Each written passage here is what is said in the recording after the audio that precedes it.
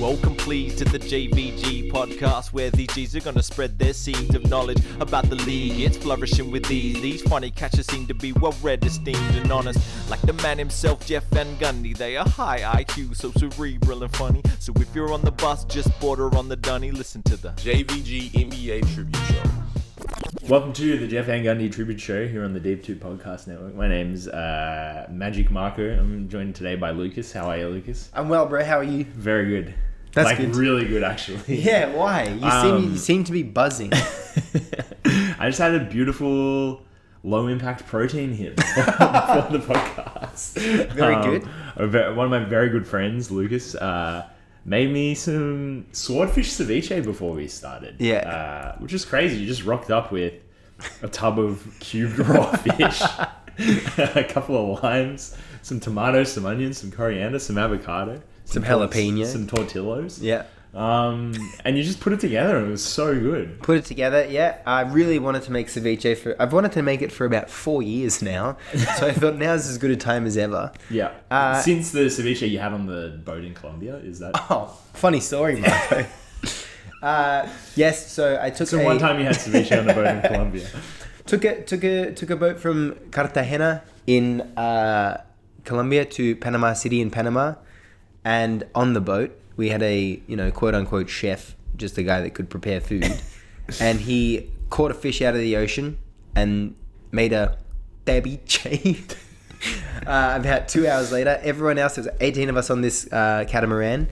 17 of them were seasick, so couldn't eat. So I just had I want to say that it was about a meter long, the fish. Yeah.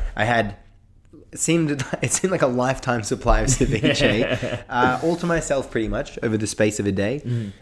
Best thing, dude, that was easily one of the 5 best things I've ever eaten in my life. Yeah. And so I was like, got to recreate it one day. The fishmonger near my mother's place, hint, hint, I've moved places, has really good fish. So I was like, I'd like to go there. I would have preferred to have a kingfish rather than a swordfish. And next time I'll do the fish half as big, but I was pretty happy with the way it came out. Nice. I was really happy with the way it came out too. That's good to hear. Tasted great. I was like just the tiniest bit worried. I'm like, I don't know, it's his first time. Maybe I'm gonna get like a bit that's a bit too fishy, Like I'm gonna bite into it and be like, oh, that's raw fish, all right. Didn't have that once. Okay, I'm happy to hear. Perfectly cured, perfectly sized, perfect texture. Thank you. Thanks, Recipe Tin Eats as well. Yeah, shout out. You've really been killing it lately, Nagi. Yeah, that's that on that. But dude, so much stuff has happened. Yeah. I have a package in here, and it is my Richard Carlton 6 Canada jersey. Oh, fuck yeah. Live and in the flesh. Bro. It's Saturday night. Oh, and they did print the Nike tick on it. Oh, I'm so happy with looks this. so good. Dude, this is the best quality. Wow. Oh, shit. Let me have a geese. That's the best quality I think I've gotten from My DHgate. days. The national team jerseys might be... Yeah. They might be a bit of a hack. I thought, because they cover up the logo on DHgate. Yeah, right. Oh, they might have printed the letters a bit big. But It looks good. It looks legit. As far as... I can't, picture Bridget Carlton in a Canada jersey, so, I probably don't know how big the letters are. Yeah. Well, you know what? It's fine, and I'm sure people seeing me wear it will be like, there's something a little off about the font but I can't put on my that Canada finger on jersey. it. But I'm thrilled about that. Man, this season we've had, the WNBA attracting all these viewers, women in the spotlight, maybe, a step forward for equality when people are arguing about, a foul from Angel Reese on Caitlin Clark, etc., etc. Biggest step forward for equality, being able to get women's jerseys on DHgate. Yeah, man. I looked through all the WNBA teams. I'm pretty sure you can get them, not this year's jerseys yet, but last year's jerseys. I think you can do custom make them as well. Yeah, which I don't even think you could do last year. I don't think you could either, because I feel like I tried. You definitely. Oh, maybe last year you could, but I reckon 2 or 3 years ago you couldn't. Yeah. Because I was trying to do some Seattle ones. And then... yeah, that's right. I was trying to do another team as well. But yeah. Making strides. Nice. Keep shooting them threes, Caitlin. Congratulations. What are we here to do today, Lucas? What we're here to do... What are we doing here? We're doing a few things. We're going to talk about the NBA Finals and the playoffs more generally.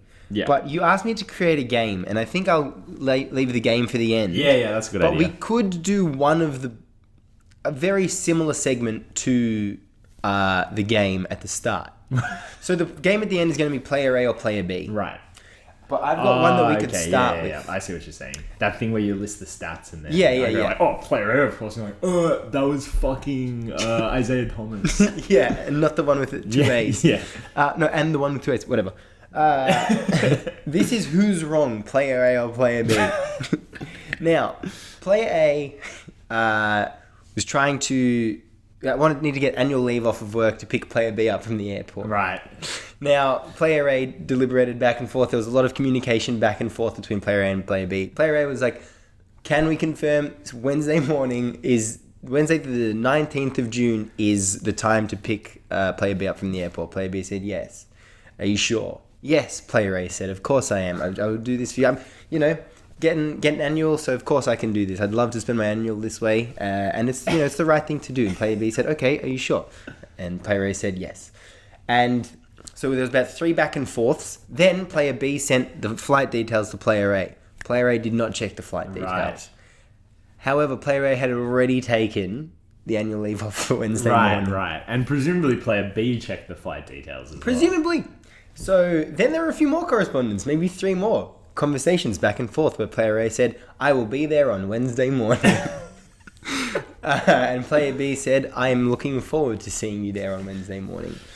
And Tuesday morning rolls around and player B texts and says, just landed. And player A says, ha ha ha, are you joking? And player B says, ha ha, no, are you joking? To which my player A God. says, to which player A thinks that it actually is Wednesday the 19th of June and they've somehow miscalculated the week. But then player A sees that it's Tuesday the 18th of June.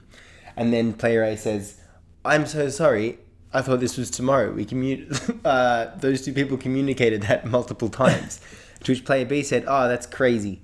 Anyway, I'll just get an Uber. And player A said, split the Uber with me. And then player B didn't text until hours later when they presumably woke up after their flight. Right. Who's wrong? Definitely player B. Oh, thank God. Okay, What do you dude, I was mean? player A. Yeah. And Anya's player B. No way, you're joking. What a surprise. So that happened today. Right. Did player B think they were in the right? Player B seemed to be in a haze. Yeah. Yeah. There's no way. If you'd said Wednesday morning. I mean, there's an onus on player A, to check the flight details just to make sure. Be like, hey, actually, I've checked the flight details and it says different. Yeah. But that should primarily be player B's responsibility. Yeah. And when we've, I had everything today planned perfectly for tonight. I was like, going to check the radar at this time, going to do this, going to wake up at this time, be ready just in case the flight's early, this, that, and the third. And then all of that planning work was completely undone when Anya arrived this morning. I suppose the moral of the story is that it's fine. Yeah. And she's pretty close, as close, she's in a pretty convenient spot for the airport. What are those? Yeah. These are matches you left here the other day. Oh, sorry, player A left. You're breaking the fourth wall. Yeah, do you want to keep them or should I take them with me? You can take them if you want. Ah, They've cool. just been sitting there. Yeah, I mean, I don't know where I got these I from. just noticed them. Yeah, cool. That's good to know. Yeah. So there you go. Player A wins that one. Wow. Well, speaking of A player winning something, I actually don't even know how to say this. The Boston Celtics are the 2024 NBA champions. Yeah, you said it. And Game 5 was today. You watched it, I watched it. It was pretty bad. Yeah. It was a pretty bad viewing experience. It was a pretty bad feeling when it ended as well. It was just kind of like a bit of a wet, kind of like when you get a wet cloth and you just slap it down on the ground. You know what I'm saying? Or when you start mopping, that the sound the mop makes when it first hits the floor. I think that's how I felt when I heard the Boston Celtics had won the NBA championship. Lucas, where do you want to start with? I don't know, the worst NBA finals we've ever watched? The least entertaining for sure. I think we should start with Boston were the best team all season. Yeah. I think it's started to stop being the case. It stopped being the case where the most consistent best team over the course of the whole season and postseason wins. I feel like that really isn't the case much anymore. So that was kind of cool to see. Cool to see them maintain that level of consistency. You know, I think if you were to give someone the most credit, I think it'd be Brad Stevens for developing Brown, Tatum, the rest of the guys. And then his most previous offseason was fucking ridiculous. Like, that Boston starting five is stupid. It's stupid. And the fact that they can not have Kristaps Porzingis, who was huge when he played in the playoffs and in the finals, and still have someone who can come in and play a great role in Xavier Tillman, in Al Horford, is, you know, a credit to how good he is and the team. But then also Joe Mazzulla, great job in getting immediate effects out of Hauser, Pritchard, and Tillman. Yeah. So I think it was just a great, like, overall, I think the team was good. But I wouldn't say that they were the most interesting team to watch. No, not at all. And yeah, like I said this on the Deep 2 with Sean last week, like all those moves that Brad Stevens made in the offseason, even in the last like 2 or 3 off seasons, like now it's like, oh my God, like it's so good you got those players. But like you got Porzingis for 50 cents on the dollar. Yeah. Like he got drewed way too easily. He got Derek White for like even cheaper, like considering how important he's been to them. Like the player that Derek White is now versus the player he was when he left San Antonio. It's just like leagues and leagues and leagues apart. Even if that was maybe a bit of, okay, no one's watching, you know, one of the worst teams in the West with no stars on it. But yeah, so I think there's a lot of like, I was actually thinking about this today because I haven't enjoyed a moment of Boston winning this, like, personally. But there is a bit of like, oh no, this is like how you build a basketball team. Yeah. And they play like how you want your team to play, you know? Like they're very selfless. Their D is just completely on a string. You know, I don't think ego is getting in the way anywhere. Like Tatum certainly has some sort of an ego. Like, I don't know how you would It's an describe unsettling one. Yeah. But like, I don't think like anyone lets their personality, you know, or like individual sort of drive get in the way of winning. But like, it just hasn't been fun to watch. Yeah. Like, and there hasn't really, maybe, I mean, obviously like Dallas blew them out in game 4. Game 3 was good, but like there hasn't really been a team that's like given them a good game all playoffs long. Like, you haven't been like, oh, that was so close, and Boston like really just won it, you know? It was just like, oh, okay, they were obviously going to win from 25 minutes in. Yeah, and we almost held it against them when it was a close game, and they were able to always, you know, win those ones. Like there was one against Indiana. Yeah. Was there one against? I can't even remember who they played in the second round. Not Miami. Orlando? No, Cleveland. Cleveland. No, there wasn't one against them. No, there wasn't one against Cleveland. There was one against Dallas, and I think the most crucial player in both of those games was Jaylen Brown, which was cool to see him, I think, have such a good playoffs overall.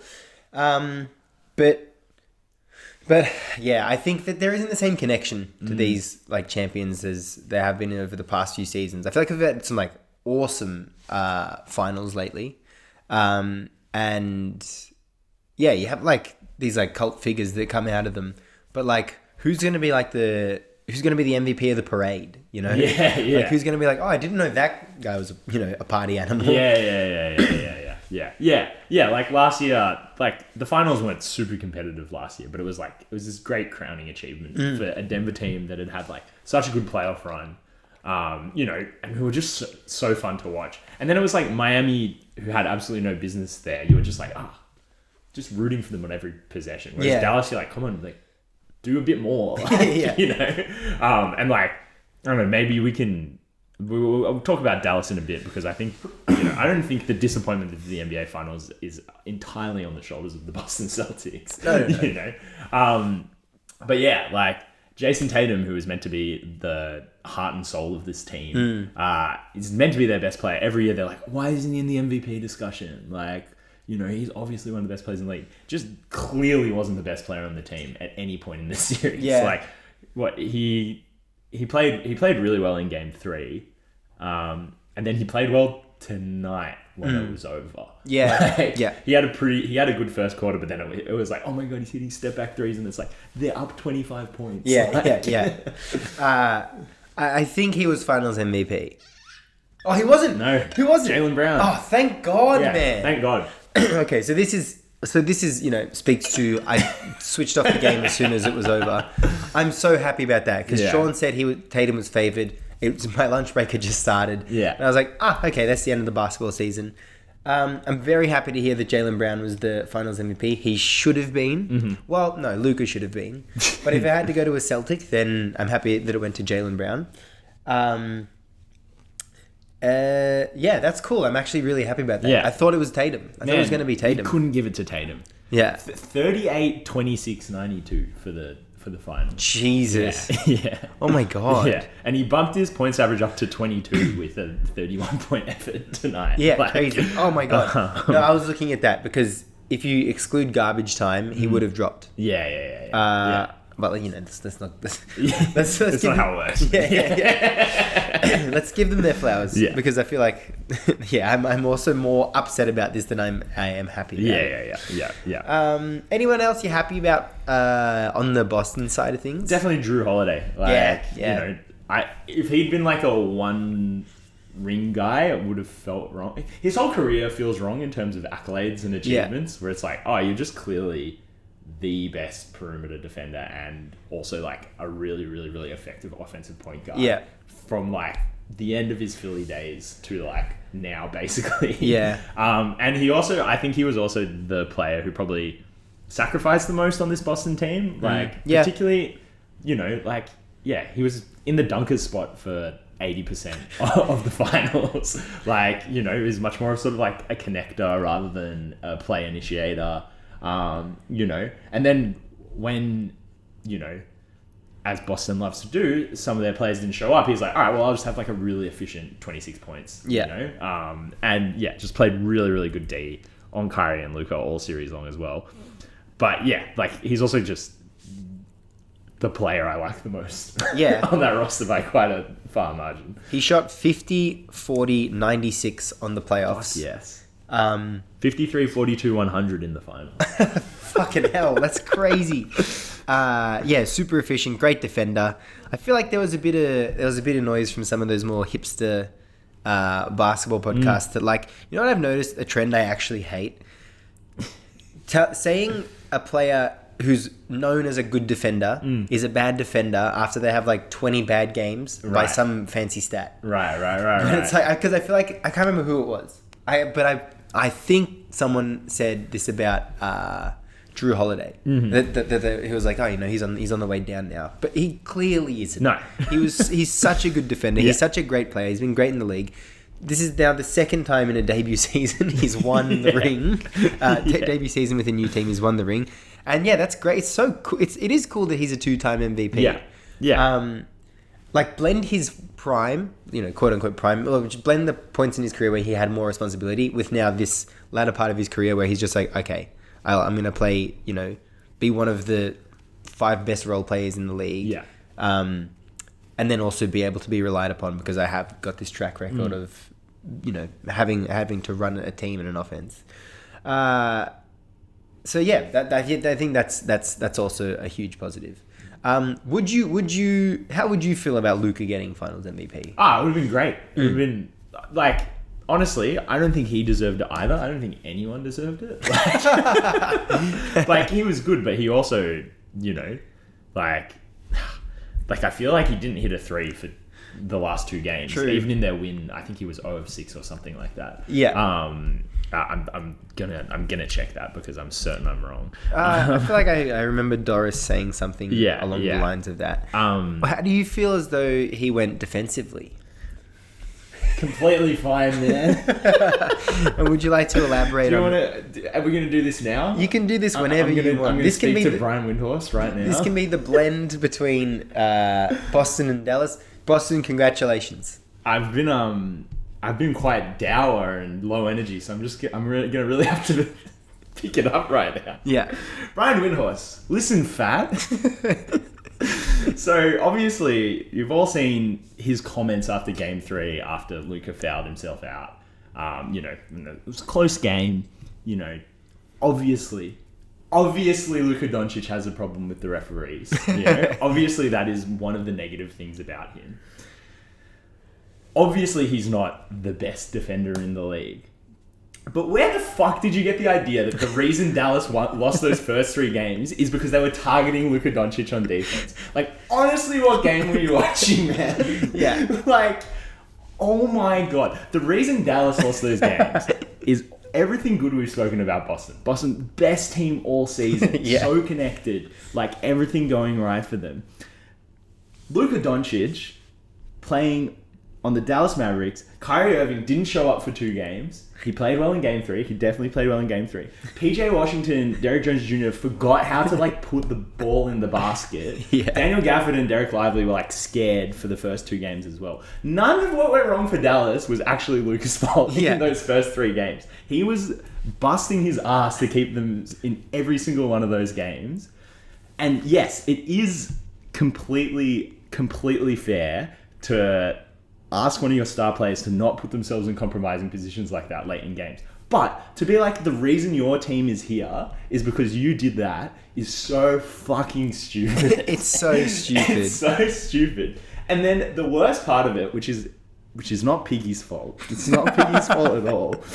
Is the subsequent online reaction after game 4, where they blew out the Boston Celtics, being like, oh man, Brian Windhorst really gave him a pep talk and, it inspired him. The first quarter of that game, them being up in the first quarter of that game and putting them away, had nothing to do with Luka trying on defense, had nothing to do with Luka not complaining to the refs, had nothing to do with Luka not making stupid fouls. They just blew them apart. There was nothing for Luka to complain to the refs about. They were up. They were finally hitting threes.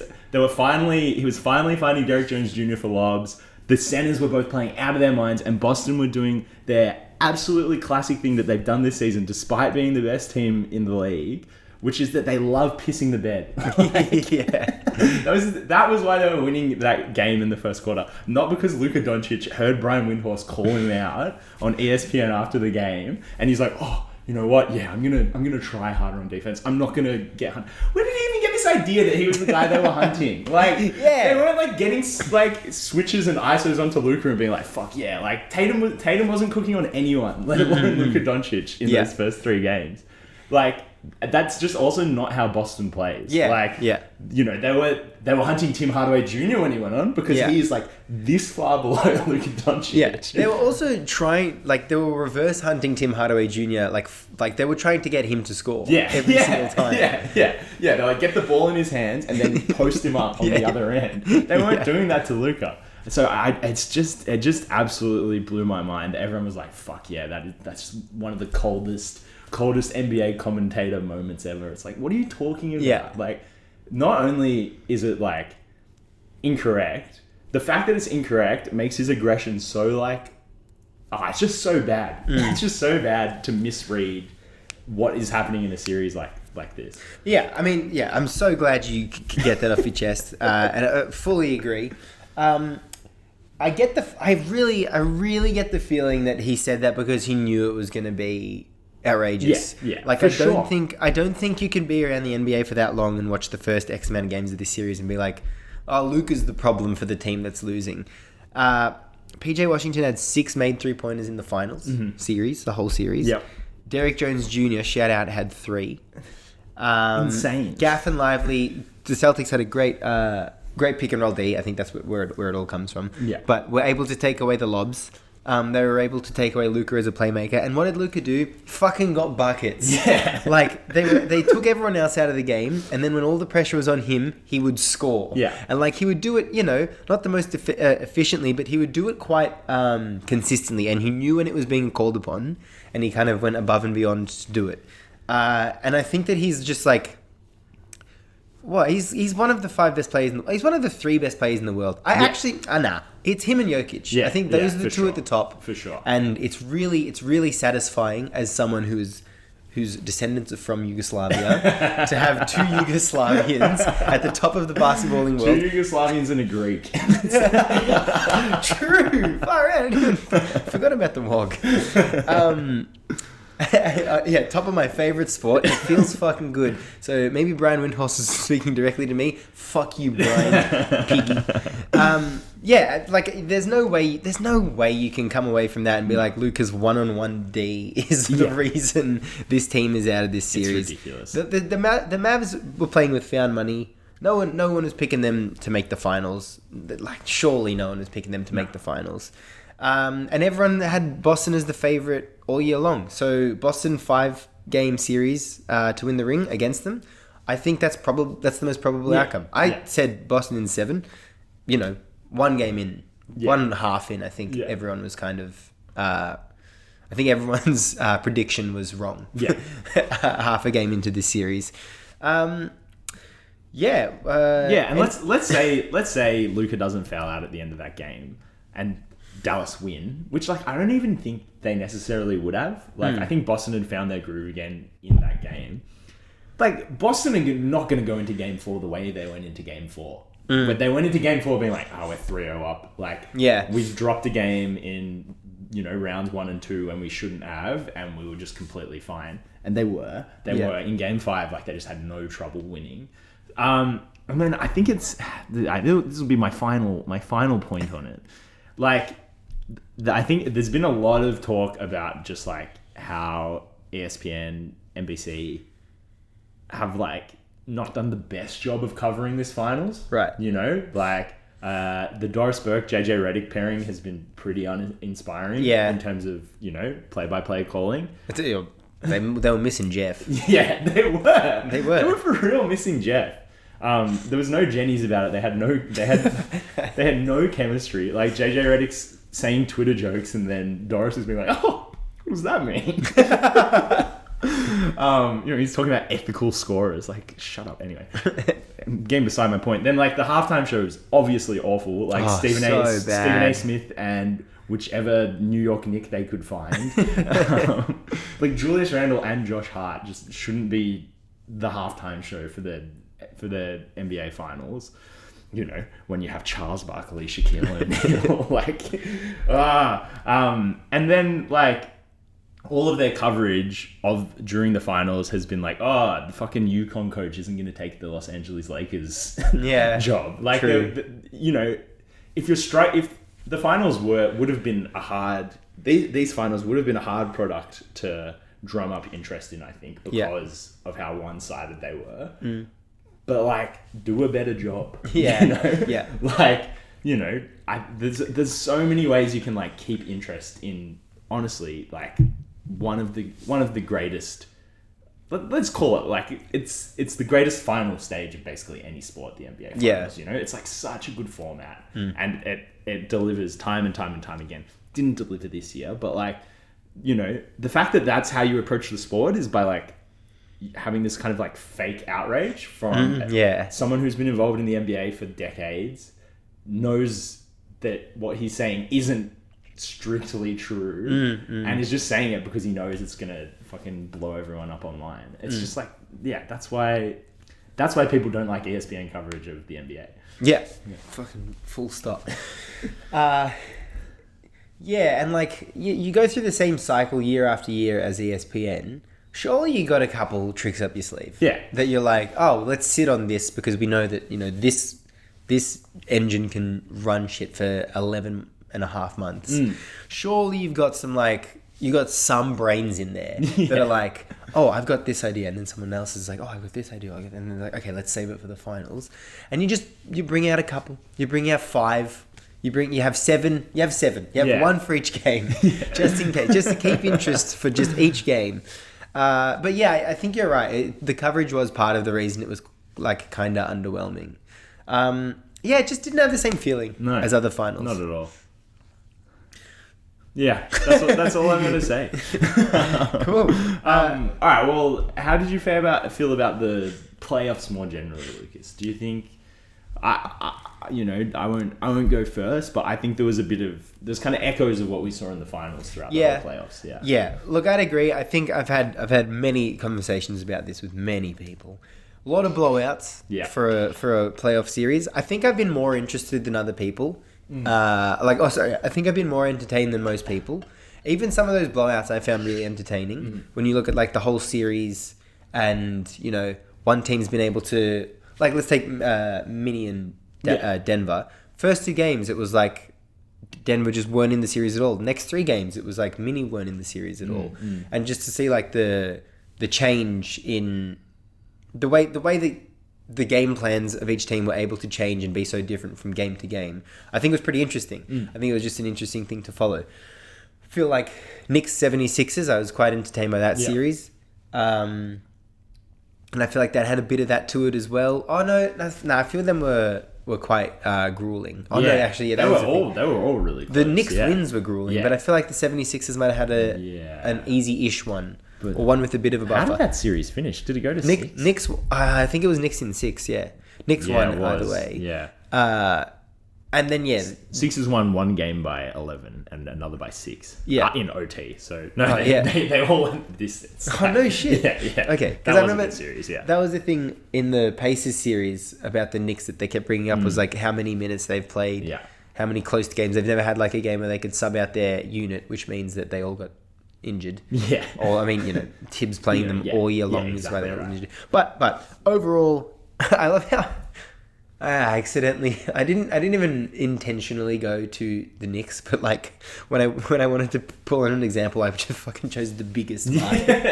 But I know they were good to watch this. They were good to watch this playoffs. Like, they're a fun team to watch, despite playing like a pretty grueling, unattractive brand of basketball at times. Jalen Brunson's individually really, really fun to watch. Yeah, I feel like it was almost like the first playoffs where it's like, the attention on the Knicks is maybe like proportionate, Yeah. Like they actually played in probably two of the 5 best series in the playoffs. Yeah. I would say. And like with that Denver mini series, like you wanted to keep watching because you just like didn't know what was going to happen next. Yeah. Like it wasn't the problem, I think, with Boston all playoffs long, but this series in particular was like I know exactly what is going to happen in the next game. Like Boston are either just going to beat them down, or I'm not sure when it was going to happen, but you were expecting that game 4 scenario to happen where Dallas just blow them open in the first and they like don't know how to catch up. Yeah. And then, Missoula, did he pull his players before the end of the third quarter? Yeah. It's like 3 minutes left in the third or something. Yeah, I also kind of don't mind that because that's a bit of a fuck you. Yeah. Not even waiting for the quarter to finish. Yeah. What do you reckon your favourite series would have been? I've got the bracket up here. Completely forgot the Nuggets and the Lakers even played. I think it would be mini Denver. Yeah. That was really good. It was, that was really good. I'd almost forgotten about Knicks 76ers. I think those are the 2 ones where I like every game I watched. I was like, that's incredible. The mini Sun series was fun because it was like, fuck yeah. Yeah, this team's really good and their team sucks. It was really satisfying. It really showed that you can't just focus on your top end, and then it also showed what happens when you coach your team well and get them to all play with each other. And then it was just the emergence of like what will be the next few years of Minnesota. This just turned them. I would say this turns them into a really attractive destination. Yeah. But then also like, how do you make moves with this team, because you don't really want to get rid of anyone. No, you'd have to really upgrade. Yeah, like Cat feels like the obvious trade, but like he was so instrumental. I mean, he was so instrumental in why they beat Denver. Yeah. Like, like you can upgrade maybe in talent, but like, are you going to find a 7-foot guy who plays like Cat? Yeah. Probably not. Yeah. I also think he was great against Dallas. Yeah. Like I really thought he was Rudy was more the problematic big there. Yeah. I think he was really important against Dallas. And then if you look around the rest of the West, like the Thunder, they're pretty big, but I feel like Cat would be a bit of a nightmare for them as well. Yeah. So he might. 100%. He might. Because I'm fully in on the 2 bigs, and Ant is just fucking crazy. I think it'd be a wing that they'd have to add. Yeah, right. Like instead of Jaden McDaniels or. Oh fuck yeah! Or if Jaden McDaniels just becomes better on offense. Yeah, not on offense, as a scorer. Yeah. Or like get a better younger Mike Conley. trying to think. Who. Oh, but nah, Mike Conley unlocked a lot. Yeah. I guess this team just needs to be a bit better. Yeah. The way they are is fine. Yeah. OKC, obviously are in such a good spot as well, but like I feel like they actually just got killed in rebounding. Like, they actually just needed like someone who wasn't Chet Holmgren to be crashing the glass. But like they can go out and get that player. They can go out and get that 4-5. Larry Markkinen. Is it Larry? Is he a good rebounder? He's not a bad rebounder. The marksman. I don't think he's a double digits guy. I think it's 8. Oh yeah, there you go. 8.2. Yeah, but I feel like that's enough to kind of unlock a lot for them. Also, I just think he'd fit so well in their offense. Like, yeah. He's like all the other players in that, like, he can shoot, he can dribble, he can get to the rim. And he's 7 feet tall, which, is just helps so much. Also, just bigger body than Chet. Like, Chet is, Chet's been so good this year, but like he is getting pushed around. Yeah. Dude, Larry had a 50-40-90 season almost. 48 this year. 48-40-90. Fuck. He really scraped it in on those last two. That's awesome. But he was under on the big one. Did he have one last year? No. Okay. Who else do you feel good about? How do you feel about the Indiana Pacers after these playoffs? Yeah, I think everything broke pretty well for them. Is it are they closer to the Atlanta Hawks or the I'm trying to think, the Minnesota Timberwolves, let's say? That is such a good question. Well, let's say they're like the Rudy Gobert move away from being the Minnesota Timberwolves. Okay. I think they need to bring in not a big though. Probably another guard. Yeah. Probably another creator. Right. Yeah. Someone that can just open the court up a little bit more. Would be great if some of their subsidiary pieces got better at shooting. Benny Math to come back. Hopefully he's solid. Yeah. But I would say they would need to bring... I think it'd be some more creation, get the ball out of Tyrese's hands. And Tyrese would be so open to that as well. Yeah. But yeah, I think they need a big move. Yeah. Like, I think that's what they showed, is that like they've got a good baseline, and like, if things do break right, you don't accidentally get to the conference finals. Like, you still have to be a really good team to be in that position. Yeah. But there's no way they can rest on their laurels. No. Like, it'd have to be a big move. Like, it'd have to be like one of the 20 best players in the league. Like, it might have to be the best player. Donovan Mitchell? Oh, nah. Yeah, I don't like that either. Nah. They got too much. They like each other, it feels like. Yeah. And I just feel like dropping in the D Mitch bomb would hurt that. What about Mikal Bridges? I don't mind that. Yeah. I don't mind that. Then you've got Siakam and Bridges on the floor. That's two good defenders, two, wingier players who can still dribble, Those three and those two and Hallie just feel like different versions of each other. Yeah. Feels like the four, Bit Pokemon-ish, the 1, the 3, and the 4 version of each other. Yeah. I think they need more of like they need a fucking asshole. Yeah, right. They need someone to just like want to... A LeBron James. LeBron could be okay. Draft Bronny, get LeBron. I don't know who the person is or if they're on the market right now. Yeah. But they need someone. I think they just need a mongrel. Yeah. Because I feel very trepidatious about that. Like, oh man, we've made a conference finals. Like, we're that good now. Yeah. Because it's like you definitely aren't. Yeah. Like, you're good, but you beat the Bucks without Giannis. You beat the Knicks without everyone. Yeah. And then like you're the only team that didn't win a game against Boston in the playoffs, which is saying something. That's crazy. Yeah. I just completely forgot that not only did the Celtics come against injured teams, but the Pacers also came against very injured teams. Yeah. And again, you can only play who's in front of you. You can't litigate stuff like that. But like, if the Bucks were healthy, I don't know. Yeah. Do you think Boston beat a healthy Bucks? Yeah. Me too. Yeah, there's too much dilly-dallying with the Bucks.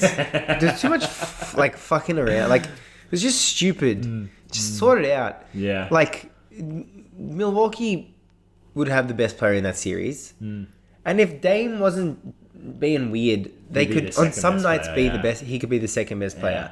But with the way the postseason went, it'd be like Tatum or Brown on Giannis's level, then Tatum or Brown, then Drew, then fucking Derek White, Yeah, definitely. then Porzingis, then Lillard. Yeah.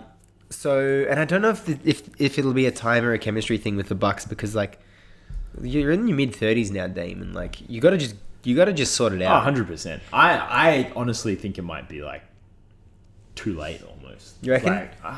Like Dame was not very good in Yeah. in parts of this season. Second half, I feel like was he bad, good, bad? I think it was something like that. It was something like that. Yeah. Yeah. And yeah, you're right. It was like, you know, two players like that should just figure out between themselves. It shouldn't be a coaching thing or like a rest of the roster or anything like that. It should just be like, nah, the game between, you know, Dame Lillard and Giannis Antetokounmpo should be just flawless. But yeah, it just wasn't. And then I don't think Dame's gonna like come back and be better next year. You know, like at the best he'll be the same. Is it going to take you a full season to figure things out? Because that feels like way too much time for two superstars, quote unquote. Yeah. Yeah, he's going to be 34 in a month. Yeah. He's a max contract player. It's like it's not the time of your career to be streaky. Yeah. And that's what you were last season. Yeah. And like Giannis is so good. Yeah. Like he is so good, and there is not another player like him. And you're the only one that plays with him. And you know, you wanted to build a contender in Portland. You're on a contender now. It's not in Portland, but you got a piece that you would have like killed to have in Portland. Yeah. So just sort it out, man. Yeah, 100%. I feel like I want to talk about Jason Tatum again. We can talk about him again, but should we just pause for a second? Yeah, Damian Lillard. No, not the episode. Yeah. When you search Damian Lillard on Google, two photos of him and then Malik Beasley's headshot comes up. He kind of looks like Dame with a full chin strap. Like It almost looks like he's a bit bearish. They've mirrored him, airbrushed him, taken the tattoos off, given him a fro, changed a few of his facial features. Okay, so you're saying he looks very different. Yeah, I think, but in terms of the facial hair and like they're both wearing Milwaukee Bucks jerseys. and the way their faces are sitting, and the smile, we probably lost a couple of listeners there. Forever as well. So Jason Tatum, I mean, we touched on this before. He's like, what? He's supposed to be one of the best players in the league. He's supposed to be the best player in Boston. He's a huge Kobe Bryant fan. I don't know if you knew this. Wow. But in this final series, he averaged 22 points, 8 rebounds, 7 assists. Pretty good on those aforementioned, you know, what number does it start with? Yeah. Shooting numbers. I don't know. I think you have to be better than that. Definitely. I think if you want to consider yourself as like one of the great players, like you just like what LeBron in a losing finals averaged 36, 13 and 8. Yeah. Like, you know, on the finals with the guy guarding him won finals MVP. But like, do you think this is as good as Jason Tatum gets? Like, do you think this is what he looks like in high pressure situations? Or do you think this is just like one off series for him, or two, like when you have this many good players on your team, you can't like have an individual performance like we expect him to? But it's not even that. Like, he can just do the same amount of stuff in terms of what he like ending a play and usage, and just make more baskets. Yeah, or like not fuck up as much. You know, like what did he shoot? 38% or something over the series. Yeah, he took almost 20 shots a game, so he could have just hit 9 or 10 of them. You know, Legit, and like that instantly just makes his impact more felt in the game. But that's not. I think all of that's beside the point. And this is the main reason I'm happy that Jaylen Brown won the Finals MVP. You need to be the main reason you won at least one of the games, not when the game was already decided. Jaylen Brown was huge. Was it game 3 that the win in Dallas was game 3? Jaylen Brown was huge in that game. He was so important, and that game was like neck and neck all game long. And Jaylen Brown just went above and beyond. What was the game? Drew was like the. I think that was that game 2, or maybe maybe you're getting them back to front. But no, no, that's right. Yeah. That was game 2. Yeah, that was game 2. Yeah. Yeah, like I think that needs to be a part of. If you are a great player, you need to be the person that drives your team in a close game, or is like the instrumental part of why you win a game. And I don't think he was that in any of these games. No. I think, yeah, man, he didn't do the work. He and I'm now looking at his last final series against the Golden State Warriors. 21 is bad. I think. 21.5 points per game, 37% from the field. It's 46% for three is pretty good, like really good. Yeah. 66% from the free throw line. And then, oh God, the numbers just aren't great. So was the initial question, is this as good as he gets? Yeah. I don't think it should be. I don't think it will be. But that's my answer. I don't think it should be, and I don't think it will be. You don't think it will be? Okay, so you think there's another... It's got to be same exact what he's doing in a game, but just more efficient. Yeah. Making more buckets. Yeah. So you think... I mean, I think that Boston Celtics could make the NBA Finals next year pretty easily. You know, they're bringing everyone back. Most of their team is under 30.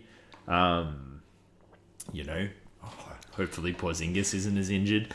But like, do you think there is an NBA final situation where Jason Tatum doesn't play like this? Yeah.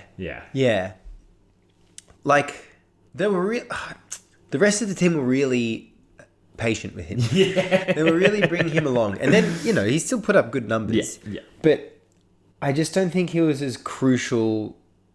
And this is looking from, he is the main focus of Dallas, and he's the main focus of most teams. But there are so many... You come up against the main focus of a team so many times, and then the main focus somehow drops 40. Steph drops 40. Yeah. LeBron fucking with 36 at 40 and 50 or whatever. That's the counting stats, not the efficiency. Every other great player ever has been able to do it. So you surely... And like, I don't think people are putting you on that level yet. And I think that you've shown, like, people are right in having done that. But I think that surely that's in him. Surely that player is in him. Yeah, 100%. Like... Yeah, it has to be with the tools he has, with the skills he has, with how he shows up like in the regular season, plenty as well. And like the playoffs, like not the finals, the series in the playoffs. Yeah. He had a 50 burger against Philly in 2023. Yeah, that's right. Yeah, in the closeout game in Game 7. Yeah. That was incredible. That was like that's one of the best playoff performances ever. I think it's the most points in a Game 7. Oh damn! There you go. Yeah, but yeah, he just has an allergy to those final 7 games for some reason. Bro, 46 against the Bucks, who have Giannis. Yeah, I don't know if you knew that. That first round series against Milwaukee when they made the finals, and he actually guarded Giannis on every single possession and like did an excellent job on him against the when they made the finals. Did you say? Yeah. Second round series, would you believe? Oh, it was the second round. Yeah. Oh, yeah, that makes more sense. They wouldn't be playing the first round. 1-8 fucking prime. I don't know. They put the Heat to bed after... They put the Heat to bed in the first round. Man, no. That was another year. That was another year as well. Oh, that was the year after the... Fuck. They played the Heat so many times in the playoffs. They have.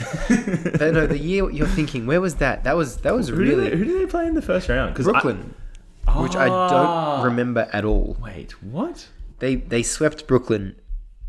That's right. But they beat the teams that had knocked them out like over the last 3 playoffs or something like that. Oh damn, bro! In consecutive order, because then they had another conference finals against the Heat. And dude, fucking hell, man! See, this is what you get with time. Yeah. So Tatum, he's been there, just like I'm kind of softening on him a bit as I'm talking about it. He's definitely been there, but like at some point in his career, he needs to and he will perform like in that final moment. Yeah.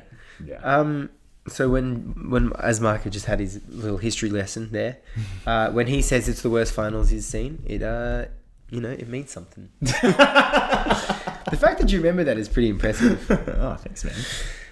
There's not much to remember, for my, The more basketball you watch, the more basketball you forget.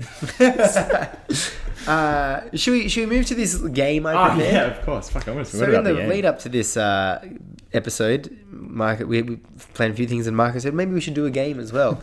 So as we flagged at the start, it's player A and player B, and I printed these out this morning. So this is the first one. I printed them out so you can see them as well. And so I just tell you who I'd prefer. Who you'd prefer. Okay. So in this one we have player A, and the stats I'll tell them every time, but I'll run through them at the start. It'll go points, rebounds, assists, steals, blocks, turnovers, field goal percentage. Yeah. Player A, 20, 7.8, 6.3, 0.8, 0.8, 3.5, 36%. Player B, 15.8, 8.1, 8.2, 1.7, 0.9, 3.4, 55%. And so there you can visualize it. So that is again Oh, cool. Thank you. points, rebounds, assists, steals, blocks, turnovers, and Jesus. field goal percentage. I'm going to go player B. So player B is rookie Ben Simmons. Player A is Jason Tatum's first 4 games of the Wow. finals. I think I picked well. So that's who I didn't want to fully give the hint of that, but I printed him out this morning. So it isn't his exact final stats. I Yeah. think all of his stats are a bit higher. Damn, rookie Ben Simmons. Yeah, rookie Ben Simmons kind of flossed. The 15, 8, and 8 is very Ben Simmonsy. So yeah. So this next one. So these next two are going to be silly ones. Yeah. Player A, 35.8 points, 4.8 rebounds, 6.5 assists, 1.7 steals, 0.3 blocks, 4 turnovers, 53%. Player B, 20 points, 7.8 rebounds, 6.3 assists, 0.8 steals, 0.8 blocks, 3.5 turnovers, and 36% from the field. You can guess who player B is. Well, I think I'll have to go with player A. So player A there is Jordan in his second finals. Wow. And player B is Tatum in his second finals. Yeah. And for context, you'd be like, oh, well, when did they reach them? Tatum was year 7, Jordan was year 8. Yeah, So yeah. no excuse Yeah, there. yeah. All right, so this one. You can probably read out player B stats with me, but 20 points per game, 7.8 rebounds, 6.3 assists, 0.8 for each stock, 3.5 turnovers, 36%. Player A, 20.8 points, 8.3 rebounds, 7.7 assists, 1.5 steals, 0.7 blocks, 3.8 turnovers, and 48% from the field.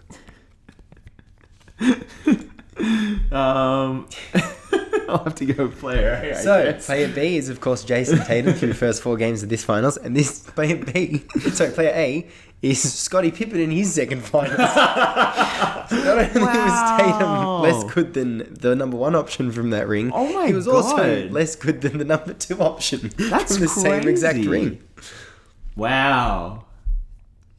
That one's the other two is like, okay. Yeah. That one's very impressive. Okay, this one. Player A, 29.5 points, 8 rebounds, 5.8 assists, 2.5 steals, 0 blocks, 4 turnovers, 47% from the field. Player B, 22 points, 7 rebounds, 6.8 assists, 1 steal, half a block, 5.8 turnovers, 36% from the field. Jesus. 5.8 turnovers. God, I'll go with player A. Yeah, I just realized I didn't realize when I made it how big the discrepancy was between the numbers. Luka in his first finals versus LeBron in his first finals. Really? Yeah, Luka is player A. Damn. Oh, Yeah. yeah. So, because LeBron, he shut the bed a bit, didn't he, in his first one? Wow. Well, he had, such a memorable team that I'm not even going to start listing. Yeah. But then also came up against the Spurs. In the middle of their dynasty, and they just completely crushed him. And also, LeBron year 4, Luka year 6. LeBron 22, Luka 25. Wow. Jason Tatum. This one I think will be good actually. Player A, 16.1 points, 5.1 rebounds, 6.2 assists, 1.3 steals, 1 block, 5.5 turnovers, 38% from the field. Player B, 12.1 points, 10.2 rebounds, 2.1 assists, 1.8 steals, 0.2 blocks, 1.9 turnovers, 37% from the field. Wow. All right. Well, big fella on the right here with 10.2 rebounds and 0.2 blocks. That's not very good. It's interesting, isn't it? It's an interesting build. But the 5.5 turnovers for player A isn't very good either per 6.2 assists. I think I have to go player A here. Okay. Caitlin Clark and Angel Reese. Wow. Yeah. Their stats for the season. For the season so far. Yeah. God. Well, they are washed. Obviously not captured his responsibility. Yeah. But yeah, I think when you just look at the numbers as themselves, it's closer. Yeah. It's closer than it looks Yeah, from yeah. the external view. Caitlin Clark's getting a block a game. That's pretty good. That really shocked me. Yeah. And I was also looking at she's also gotten I think a block in each of the games against Chicago, and Angel Reese has yet to get a block. Yeah. But yeah, great WNBA season we have on our hands right now. Everyone can now pivot their full attention to that for the next month before the Olympics, and then stay interested in the WNBA. But man, once you stop just following the NBA, there's so much basketball. Yeah. It's insane. I know, especially the way it peters out in the playoffs. So you're like, 2 days with no basketball. It's like, no, there's heaps. Yeah. And the final one. Player A versus Player B. Player A, 10.8 points, 8 rebounds, 4.6 assists, 2.5 steals, 1 block, 2.8 turnovers, 54% from the field. Player B, 11.8 points, 6 rebounds, 3.3 assists, 2.4 steals, 1.2 blocks, 5 turnovers, and 40% from the field. Wow. Yeah. I actually really like Player A's numbers here. Yeah. Player A. Well, Marco, that's the Google Pixel 8 versus the iPhone 15. And I'll take you through... By what metric? I'll tell you By exactly what metric. So, for points, we have gone with resolution. Right. And that is 1080 by 2400 for the Google Pixel 8 versus 1180 by 2556 for the iPhone 15. So better resolution there. For rebounds, we've gone with RAM, and we've got 8 gigs of RAM for the Google Pixel 8 and 6 gigs for 8 gigs of RAM, that's plenty. and 6 gigs for the iPhone 15. For assists, we've gone for battery, which is 4600 mAh, which we all know and love as our main battery. Megahertz. Megahertz, yeah, sure. Yeah. 33 on the iPhone 15 side of things. Steals, 2. I've actually halved it, so it was 5 and 4.8. Yeah. But that was going to be a bit unbelievable. Yeah. But 50 megapixels. Even 2.5 is unbelievable. 50 megapixels for the rear camera versus 48 megapixels for the iPhone 15. Yeah. And then blocks is the front camera. So we've got 10.5 megapixels for the Google Pixel 8, whereas we've got 12 megapixels for the iPhone 15. Turnovers is the price, which what you can buy it for right now is either $1,500 for the iPhone 15 or $850 for the Google Pixel 8. You've thirded it, Yeah. to make it more realistic. Yeah. However, full price it would be 4 turnovers for the Google Pixel 8, and then field goal percentage is charging speed, so efficiency, of course. Where did they have that? It was 27 versus 20, so I just doubled both of them. Here it is. 27 watts wired, 18 watts wired. 27 versus 20. Right. There you go. So there you go. Now I'm looking at Players A's numbers. Both of these numbers are completely unrealistic. A guy who gets 10 points, 8 rebounds, and 2.5 steals. There's no one in the NBA who plays like that. Really? You reckon? Yeah. Let me go.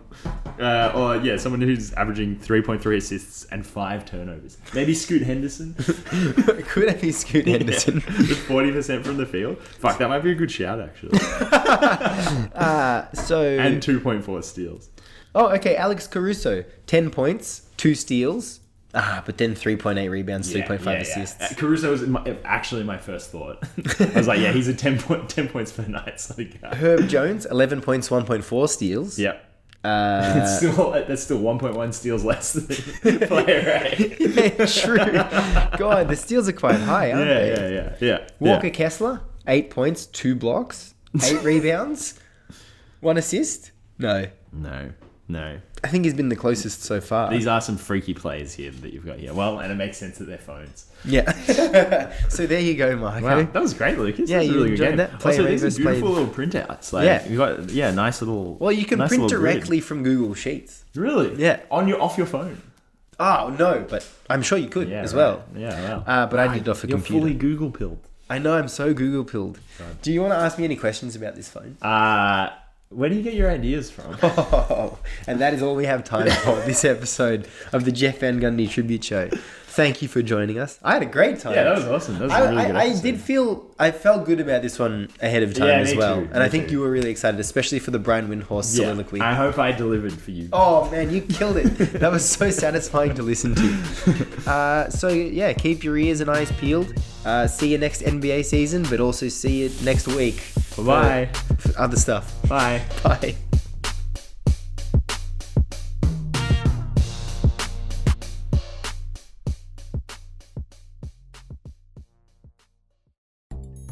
You want to talk WNBA?